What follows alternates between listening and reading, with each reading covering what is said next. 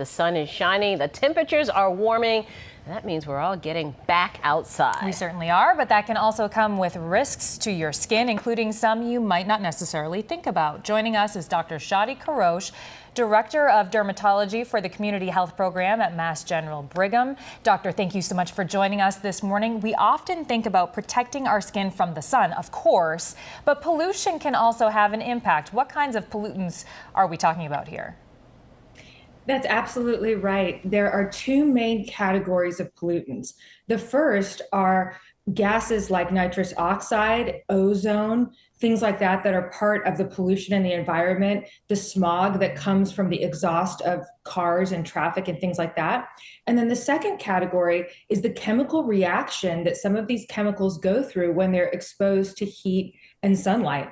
And so these pollutants are airborne and they can actually deposit on our skin. And so they can corrode the skin barrier and actually cause DNA damage, leading to skin cancers and premature aging. So how much exposure is dangerous, and what do we do to protect ourselves?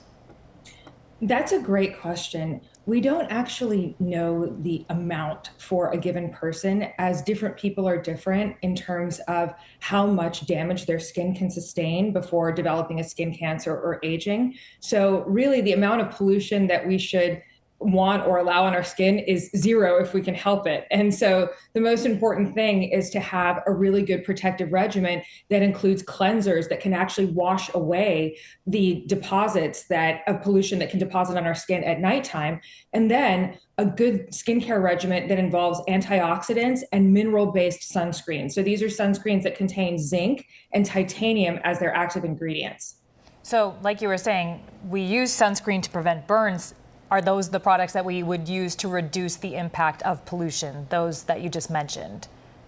So that's a great question, right? Because there are a lot of different sunscreens out there. Some of them only protect against ultraviolet radiation. And so we really need mineral-based sunscreens rather than the chemical-based sunscreens. And mineral-based sunscreens are sunscreens that contain zinc and titanium as an active ingredient, because these not only protect against ultraviolet radiation, but also against light, heat, and pollution. So we really need a thick layer of mineral sunscreens to protect us throughout the day.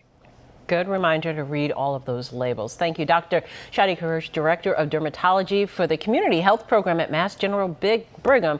Thanks for joining us this morning.